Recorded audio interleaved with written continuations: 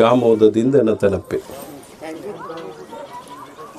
ಶಿವಾದ್ವೈತ ವಿಭೂಷಣರಾಗಿರುವ ಸಿದ್ಧಾರೂಢರ ವಿದ್ಯಾವಾರಿಧಿಗಳು ವಿದ್ಯಾವಾಚಸ್ಪತಿಗಳು ನಿಗಮಾಗಮಗಳ ಸಮನ್ವಯ ಸಾರ್ವಭೌಮ ಗೀತಾ ಸರ್ವೋತ್ತಮಾಚಾರ್ಯ ಅಭಿನವ ಸಿದ್ಧಾರೂಢರೆಂದೇ ಬಿರುದಾಂಕಿತರಾದ ಪರಮ ಪೂಜ್ಯ ಶಟಸ್ಥಲ ಬ್ರಹ್ಮನಿಷ್ಠ ಶಂಭುಲಿಂಗಪ್ಪಾಜಿಯವರ ಪಾದಗಳಲ್ಲಿ ಪಡಮಟ್ಟು ದಯಾರತ್ನ ಸಾಧು ಶ್ರೀ ನಿಚ್ಚಲ್ದಾಸಿಯವರ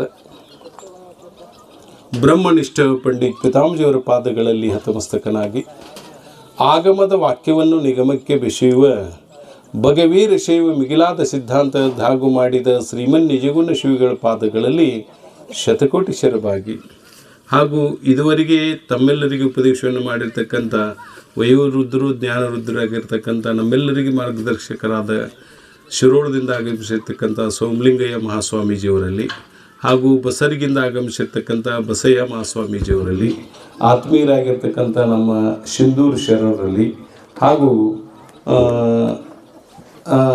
ಅವರಿವರೆಲ್ಲರೇ ಈಗ ಏನಾಗಿತ್ತು ಅಂದ್ರೆ ನನಗೂ ನೆನಪು ಬರುವಂಥ ಟೈಮ್ ಭಾಳ ಆಗಿತ್ತು ಯಾರ್ಯಾರಿಗೆ ಎಲ್ಲ ನಮ್ಮ ಸವಳಿಗೆ ಸಂತರಲ್ಲಿ ಎಲ್ಲರಲ್ಲಿ ಅದು ಅಲ್ಲದ ಸಹಿತ ನಮ್ಮ ಈ ಕಾರ್ಯಕ್ರಮಕ್ಕೆ ಭಾಳ ಜನ ನಮ್ಗೆ ಸಹಾಯ ಮಾಡ್ಯಾರ ನಾವು ಒಬ್ಬ ಮಾಡಿನಂತ ನೀವು ಏನು ತಿಳಿದ್ರೆ ಹಂಗೇನಿಲ್ಲ ಎಲ್ಲರೂ ಕೈ ಜೋಡಿಸಿ ಏನು ಮಾಡ್ಯಾರಿ ಅಂದ್ರೆ ನೀವು ಮಾಡ್ರಿ ಅಪ್ಪುಗಳ ನಾವು ಇರ್ತೀವಿ ಅಂತ ಹೇಳಿ ನಮಗೆ ಹಿಂದಿನ ಏನಾಗೈತಿ ಪ್ರೋತ್ಸಾಹ ಭಾಳ ಕೊಟ್ಟಿರೋದ್ರಿಂದ ನನಗೂ ಆ ಧೈರ್ಯ ಬತ್ತು ಏನಾದರೂ ಮಾಡತ್ತನ್ರಿ ಬಿಡೋದಿಲ್ಲ ಅಂಥೇಳಿ ವ್ಯವಸ್ಥೆ ಮಾಡಿ ಅಂಥವ್ರಿಗೆ ಎಲ್ಲರಿಗೆ ಅಪರೋಕ್ಷವಾಗಿ ನಮಗೆಲ್ಲವನ್ನೂ ಬೆಂಬಲ ಕೊಟ್ಟಿರ್ತಕ್ಕಂಥ ಎಲ್ಲ ಶಂಭುಲಿಂಗ ಮಹಾಸ್ವಾಮೀಜಿಯರ ಸದ್ಭಕ್ತ ಮಂಡಳಿಗೆ ನನ್ನ ಅನಂತ ನಮಸ್ಕಾರಗಳು. ಇಲ್ಲಿ ಏನಾಗೈತ್ರಿ ಅಂತಂದ್ರೆ ಗುರು ಪೌರ್ಣಿಮೆಯ ನಿಮಿತ್ತವಾಗಿ ವಿಷಯ ಏನು ಮಾತಾಡಬೇಕು ಅಂದ್ರೆ ಗುರು ಪೌರ್ಣಿಮೆ ಮಾತಾಡಬೇಕು, ನಿಮಿತ್ತನ ಮಾತಾಡಬೇಕು. ಇಲ್ಲಿ ಪೌರ್ಣಿಮೆ ಅಂದರೆ ಎದಕ್ಕೆ ತಾರು ಅಂತಂದ್ರೆ ನಿಮಗೆ ಗೊತ್ತಿರಬೇಕು. ನಮ್ಮ ಬಸವಪ್ಪಗಳು ಭಾಳ ಹೇಳ್ತಾರ, ನೀವು ಪೌರ್ಣಿಮೆಗೆ ಪೌರ್ಣಿಮೆ ತಾರೋ, ಆದರೆ ಗುರುವತ್ತಿ ಯಾಕಿಟ್ರು, ಇದೇ ಪೌರ್ಣಿಮೆಗೆ ಗುರುವತ್ತಿ ಯಾಕಿಟ್ರು ಅಂತಂದ್ರೆ ನಿಮ್ಗೆ ಗೊತ್ತಿರಬೇಕು. ಪರಾಶಯ ಋಷಿಗಳು ನದಿ ದಾಡುವ ಪ್ರಸಂಗದೊಳಗೆ ಅಲ್ಲೇ ಮಚ್ಚಗಂಧಿಯನ್ನು ಕೂಡಿರೋದ್ರಿಂದ ಅಲ್ಲಿ ಅವರಿಂದ ಯಾರು ಜನರಾದರು ಅಂತಂದ್ರೆ ವ್ಯಾಸರ ಜನನಾತು. ಅದೇ ವ್ಯಾಸರ ಏನು ಮಾಡಿದರು ಅಂದ್ರೆ ಈ ಎಲ್ಲ ವೇದಗಳಲ್ಲಿ ಭಾಗ ಮಾಡಿದರು. ಈ ವೇದಕ್ಕೆ ಸೂತ್ರವನ್ನು ಬರೆದವರು ಯಾರು ಅಂದ್ರೆ ವ್ಯಾಸ ಮಹರ್ಷಿಗಳು. ಅದಕ್ಕೆ ವ್ಯಾಸ ಪೌರ್ಣಿಮೆ ಅಂತಾರೆ. ಇದಕ್ಕೆ ಏನಂತಾರೆ, ವ್ಯಾಸ ಪೌರ್ಣಿಮೆ ಅಂತಾರೋ. ಅದು ಒಂದು ಸಹಿತ ನಿಮ್ಗೆ ಗೊತ್ತಿರಬೇಕು. ಯಾವ ಹುಣ್ಣಿರಿದು? ಕಡಲ. ಯಾಕಂದ್ರೆ ಕಡಲದಲ್ಲಿ ವ್ಯಾಸ ಜನಿಸಿರೋದ್ರಿಂದ ಕಡೆಗಲಗಾರ ಹುಣ್ಣಿನೂ ತಿಂಗೋತಾರ ಅಂತ ಕೆಲವರು ಹೇಳ್ತಾರೆ. ಇರಲಿ, ಇದಕ್ಕೆ ಏನು ಅನ್ಬೇಕು ಅಂದ್ರೆ ನಮ್ಮ ಎಲ್ಲ ಹಿಂದೂ ಧರ್ಮದ ಒಂದು ಅನುವಾದವನ್ನು ಸೂತ್ರ ಭಾಷ್ಯವನ್ನು ವ್ಯವಸ್ಥೆ ಮಾಡಿರ್ತಕ್ಕಂಥ ವ್ಯಾಸರಿರುವುದರಿಂದ ಅವ್ರದ್ದೇ ಆಗಿರ್ತಕ್ಕಂಥದ್ದು ಏನು ಮಾಡ್ತಾರೆ, ಈ ಪೌರ್ಣಿಮೆಯನ್ನು ಮಾಡ್ಕೊಂಡು ಬರ್ತಾರೆ. ಆದ್ದರಿಂದ ಇದಕ್ಕೇನಿತ್ತು ನಾವು ಗುರು ಪೌರ್ಣಿಮೆ. ಮತ್ತು ಗುರು ಪೌರ್ಣಿಮೆ ದಿವಸ ಏನು ಮಾಡಬೇಕು ಅಂದರೆ ಗುರುಗಳನ್ನು ಸ್ಮರಣ ಮಾಡಬೇಕು. ಸ್ಮರಣ ಅಂದ್ರೆ ಗೊತ್ತೈತೆ ನಿಮಗೆ ಏನ್ರಿ? ನಮ್ಮ ಶಾಸ್ತ್ರ ಬಲ್ಲವ್ರು ಹೇಳ್ತಾರೆ ನೆನಪು ಆತಾರ. ನೆನಪು ಅಂದ್ರೆ ಏನಂದ್ರೆ ಉದ್ಭೂತ ಸಂಸ್ಕಾರ ಮಾತ್ರ ಜನ್ಯ ಜ್ಞಾನಂ ಸ್ಮೃತಿ. ಯಾಕೆ ನಮ್ಮ ರಾಮಯ್ಯಪ್ಪಗಳು ಹೇಳಿ ನಮ್ಮ ಅಪ್ಪಾಜಿಯವರು ಎಲ್ಲ ಲಕ್ಷಣಗಳಲ್ಲಿ ಭಾಳ ವಿಮರ್ಶೆ ಮಾಡ್ತಾರೆ. ಉದ್ಭೂತ ಸಂಸ್ಕಾರ ಮಾತ್ರ ಜನ್ಯ ಜ್ಞಾನ ಸ್ಮೃತಿ ಅನ್ನೋದು ಪಂಡಿತ್ ಪಿತಾಂಬಜಿ ವಿಮರ್ಶೆ ಮಾಡ್ಯಾರ. ಪರಂತು ಅದಲ್ಲಿ ಏನಾಕೈತೆ ಅಂದರೆ ಸಂಸ್ಕಾರ ಮಾತ್ರ ಜನ್ಯ ಜ್ಞಾನ ಸ್ಮೃತಿ ಅನ್ಬೇಕು, ವಿನ ಉದ್ಭೂತ ಅನ್ನಬಾರ್ದು ಅಂಥೇಳಿ ಆತ್ಮ ಅನುಭವದ ಅಂತರದಲ್ಲಿ ಸಹಿತ ಅಪ್ಪಾಜಿಯವರು ವಿಮರ್ಶೆ ಮಾಡ್ಯಾರ. ಇಲ್ಲಿ ಒಟ್ಟಾರೆ ನೆನಪು ಮಾಡ್ಕೋಬೇಕು. ನೆನಪು ಮಾಡೋಕೆ ಒಂದು ಪ್ರಸಂಗ ಬೇಕಲ್ಲೇ. ಈಗ ಉದಾಹರಣೆ ಸಾದೃಶ್ಯ ಸಂಬಂಧ ಚಿಂತನ ಅಥವಾ ಅದೃಷ್ಟದಿಂದ ನಮಗೆ ನೆನಪಕ್ಕೈತಿ.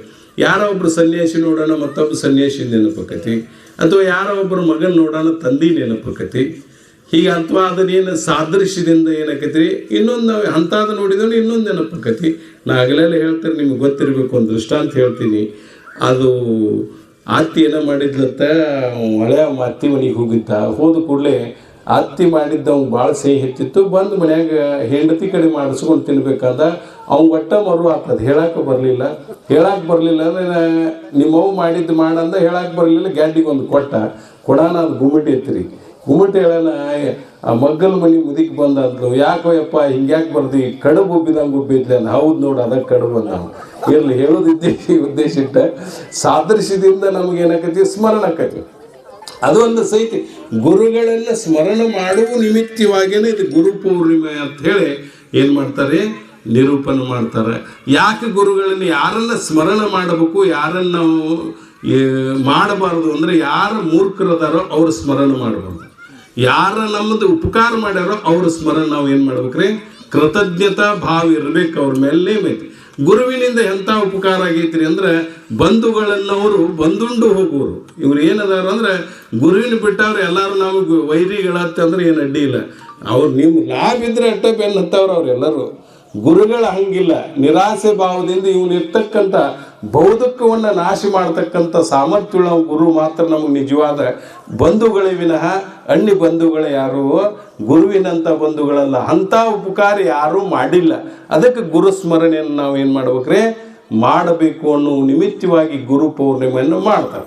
ಇಲ್ಲಿವರೆಗೆ ಏನು ಮಾಡಿದ್ರು ಅಂದ್ರೆ ಗುರುಗಳು ಅನ್ನೋ ಶಬ್ದದ ಅರ್ಥ ಬೇರೆ ಬೇರೆ ಬೇರೆ ಏನೇನೋ ಮಾಡ್ಕೊಂಡು ಬಂದರು. ನಿಮ್ಗೆ ಗೊತ್ತಿರೋ ಶ್ರೋತ್ರಿ ಬ್ರಹ್ಮನಿಷ್ಠನು ಹೇಳಿದರು. ಮುಂದೆ ಇಲ್ಲಿ ಒಟ್ಟು ತಿಳ್ಕೊರಿ, ನೀವು ಸ್ಪಷ್ಟ ತಿಳ್ಕೊರಿ. ನಿಜಗುಣ ಶಿವಗಳ ಶಾಸ್ತ್ರದ ಪ್ರಕಾರ ಇನ್ನು ವೇದಕ್ಕೆ ವಿರೋಧ ಆಗೈತೆ ಅಂದರು ಏನು ನೀವು ಹಂಗೆ ಇದನ್ನು ಮಾಡ್ಬೇಕು. ನಿಜಗುಣ ಶಿವಗಳು ಏನಂತಾರೆ ಅಂದ್ರೆ ವೇದಾಗಮ ಬಲ್ಲವ್ರಿಗೆ ಗುರು ಅಂತಾರೆ, ಮತ್ತು ವೇದ ವಿರೋಧ ಮಾಡೋರಿಗೆ ಗುರು ಅಂತಾರೆ. ಮತ್ತು ಈ ಕಡೆ ವೇದಕ್ಕೆ ಬರ್ರಿ, ಬ್ರಹ್ಮನ ಈಗ ಬ್ರಹ್ಮದ್ದು ಈ ಕಡೆ ಬರ್ರಿ, ಅವ್ರು ಏನಂತಾರೆ ವೇದಾರ್ಥಕೋ ಬಲೈ ಪಿಚಾನೆ ಆತ್ಮ ಬ್ರಹ್ಮರೂಪಿಕಸಾನೆ ಪಂಚವೇದಿಕೆ ಬುದ್ಧಿನ ಸಾವೈ ಅದ್ವೈ ಅಮಲ ಬ್ರಹ್ಮ ದರ್ಶನ ವಿಚಾರ ಸಾಗರದಾಗ ಸಾಧು ನಿಶ್ಚಲದಾಚಿಯವ್ರು ಹೇಳ್ತಾರೆ. ವೇದದ ಅರ್ಥವನ್ನು ಯಥಾರ್ಥವಾಗಿ ಯಾವ ಬಲ್ಲವ ಅವ ಗುರು. ಮತ್ತು ವೇದ ವಿರುದ್ಧ ಮಾತಾಡಿದ್ರೆ ಗುರು ಅಂತ ಯಾರ ಹೇಳ್ಯಾರೇನ? ಒಂದು. ಎರಡನೇದು ಅದೇ ನಿಜಗುಣ ಶಿವಗಳು ಹೇಳ್ತಾರೆ. ಇನ್ನೊಂದು ತಿಳ್ಕೊರಿ ನೀವು, ವೇದಟ್ಟ ಪ್ರತಿಪಾದನೆ ಮಾಡೋರು ಕೇವಲ ವೇದಾಂತದಲ್ಲಿ ಶ್ರೋತ್ರಿ ಬ್ರಹ್ಮನಿಷ್ಠ. ಅದೇ ಶ್ರೋತ್ರಿ ಬ್ರಹ್ಮನಿಷ್ಠ ನಮ್ಮ ನಿಜಗುಣ ಶಿವಗಳ ಶಾಸ್ತ್ರದಲ್ಲಿ ವ್ಯವಸ್ಥೆ ಆಗುವುದಿಲ್ಲ. ಯಾಕೆ ಅಂತಂದ್ರೆ ವೇದ ಆಗಮ ಇತಿಹಾಸ ಪುರಾಣ ಸಾದರದಿಂದ ಬೋಧಿಸಿ ತಿಳಿಯಬಲ್ಲಾತನೇ ಸದ್ಗುರು ಎಂದೆನಿಸುವನು ಪರಮಾನುಭವದಲ್ಲಿ ಸ್ಪಷ್ಟ ಹೇಳ್ತಾರೆ. ವೇದಟ್ಟ ಬಲ್ಲಾವ ಅಂದ್ರೆ ಶ್ರೋತ್ರಿ ಗುರು ಅಂತ ಹೇಳ್ತಿದ್ರಿ. ಏನು ಬಲ್ಲಾವ ಇರ್ಬೇಕ್ರಿ? ವೇದ ಆಗಮ ಇತಿಹಾಸ ಪುರಾಣ.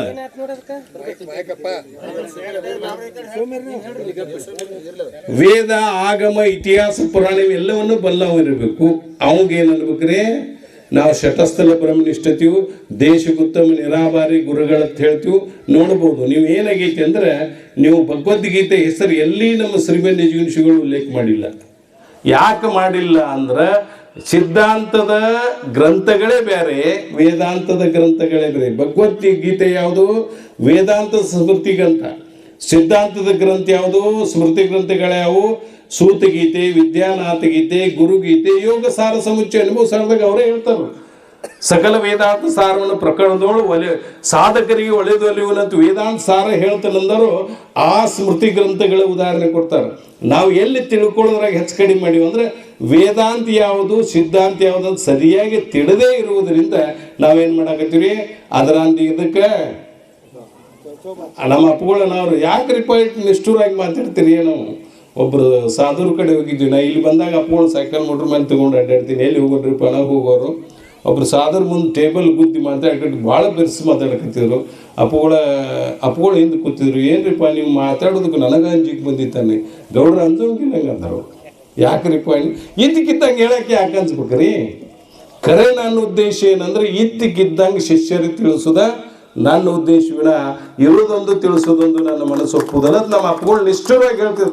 ಎಷ್ಟೋ ಜನ ಯಾಕ್ರಿ ಅಪ್ಪಗಳು ಹಿಂಗ್ಯಾಕೆ ಮಾಡ್ತೀರಿ, ಜನ ನಿಮ್ಮನ್ನು ವಿರೋಧ ಮಾಡಿದ್ವಿ. ವಿರೋಧ ಮಾಡಲಿ, ನಾನೇನು ಮಾಡೋರದಲ್ಲ. ನನ್ನ ಮಾತಿನ ನನಗೆ ಸತ್ಯತ್ವ ಐತಿಲ್ಲ. ನಾನೇನು ಮಾಡೋ, ನಾ ಶರೀರವಾದ ಮೇಲೆಯೂ ನನ್ನ ಕೊಂಡಾಡ್ತಾರೆ ಇವರು ಅಂತ ಹೇಳಿ ಅಪ್ಪಗಳು ಆಗ ಹೇಳ್ತಿದ್ರು ಅವರು. ಹಂಗಿಲ್ಲಿ ಏನಾಗೈತಿ ಅಂದ್ರೆ ನಿಮ್ಗೆ ಗೊತ್ತಿರ್ಬೇಕು. ನಾವು ಉದಾಹರಣೆ ಕೊಡ್ತೀವಿ. ಈಗ ಮುಸ್ಲಿಮರು ಲಗ್ನ ಹಾಕಾರ ಹೆಂಗೆ ಹಾಕಾರಿ? ಹಿಂದೂಗಳು ಹಾಕಾರ ಮಾವ ಸೊಸಿಗೆ ಮಾಡ್ತಾರೋ, ಅವ್ರು ಏನು ಮಾಡ್ತಾರೆ ತಂಗಿ ಅನ್ನಂಗೆ ಮಾಡ್ತಾರೆ. ನೀವು ಹಿಂದೂಗಳ ಅರ್ಥನ ಅಲ್ಲಿ ಮಾಡಿದ್ರಿ, ಆ ಅರ್ಥನ ಇಲ್ಲಿ ಮಾಡಿದ್ರಿ ಅಂದ್ರೆ ಅದಕ್ಕೆ ಶಾಸ್ತ್ರಗಳ ರೀತಿ ಬೇರೆ ಅದಾವೆ. ನೀವು ಯಾವುದೇ ಗ್ರಂಥಗೋರಿ ಭಗವದ್ಗೀತಾ ಅಥವಾ ಭಗವದ್ಗೀತಾದಾಗ ನಾವು ಹೆಗಲೆಲ್ಲ ಹೇಳ್ತೀನಿ ನಿಮಗೆ, ಶ್ರವಣ ಮನ ನಿಧಿಧ್ಯಾಸನ ಶಬ್ದ ಒಟ್ಟ ಬಂದಿಲ್ಲ. ತಲೆಗಿಟ್ಟುಕೊಡ್ರಿ. ಎಲ್ಲರೂ ಅದನ್ನು ಓದಿ ವಿಚಾರಕ್ಕೆ ಓದಿ ತುರಿಕೆ ಅದನ್ನು ಏನೇನೋ ಅರ್ಥ ಮಾಡ್ತಾರೆ. ಭಗವದ್ಗೀತಾ 18 ಅಧ್ಯಾಯ ಇದೆ ಸರ್, ಯೋಗತ್ತು ಬರೆದಾರೆ. ಯೋಗದಿಂದ ಹೇಳತಕ್ಕಂಥ ರೀತಿ ಒಂದು ಐತಿ ಅನ್ನೋದು ಹಿಂದಿನವ್ರಿಗೆ ಗೊತ್ತೇ ಇಲ್ಲದೇ ಇರುವುದರಿಂದ ಆ ಏನಾಗಿ ಶಾಸ್ತ್ರದ ರೀತಿಗಳೇನಾಗ್ಯಾವ್ರಿ ಬದಲಾವಣೆ ಆಗ್ಯಾವ. ಅದು ಒಂದು ನಿಮ್ಗೆ ಗೊತ್ತಿರ್ಬೇಕು. ವೇದಾಂತದಲ್ಲಿ ಏನು ಹೇಳ್ತೀರಿ ಅಂದ್ರೆ ಜೀವ ಬ್ರಹ್ಮರ ಏಕತ್ವ ಜ್ಞಾನ ಥರ ವೇದಾಂತ ಗುರು ಒಂದು ಕೆಲಸ ಮುಗೀತದ. ಮುಂದೆ ಏನಾರ ಆಗಪ್ಪ ನಿನಗೇನು ಹೇಳೋದಿಲ್ಲ ತರ ಅಂದ್ರೆ ಅಲ್ಲಿಗೆ ಮುಗಿತೇವೆ. ಆದ್ರೆ ಶ್ರೀಮನ್ ನಿಜಗುಣಿಸಿಗಳ ಶಾಸ್ತ್ರ ಹಂಗಲ್ಲ. ನಿಮ್ಗೆ ಗೊತ್ತಿರಬೇಕು, ನಾವೊಮ್ಮೆ ಕಾರ್ಯಕ್ರಮ ಮಾಡಿದಾಗ ಅಲ್ಲಿ ಎಲ್ಲರೂ ಕೂಡಿದ್ರು. ಜೀವಬ್ರಹ್ಮ ಏಕತ್ ಹೇಳೋ ಜ್ಞಾನಿ ಈಗ ಗುರು ಅಂದರು. ಆದರೆ ನಿಜಗುಣಿಸಿಗಳು ಏನು ಹೇಳ್ಯಾರಿ ಅಂದ್ರೆ, ಪಾವನಾತ್ಮಕ ಶಂಭುಲಿಂಗವೇ ತಾನೆಂಬ ನಿಜ ಕೈವಲ್ಯ ಪದವ ನೀವೇ ಮೋಕ್ಷ ಮಾಡಿಕೊಡೋ ಗುರು ಅಂತ ನಿಜಗುಣಿಸಿಗಳು ಶಾಸ್ತ್ರ. ನಾವೇನಾಗೈತಿ ಜ್ಞಾನ ಮಾಡಿಕೊಡೋ ಗುರು ಯಾರು? ವೇದಾಂತ ಪರವಾಗಿರ್ತಕ್ಕಂಥವ್ರು. ಮೋಕ್ಷ ಮಾಡಿಕೊಡೋ ಯಾರೇ? ಸಿದ್ಧಾಂತ ಪರ.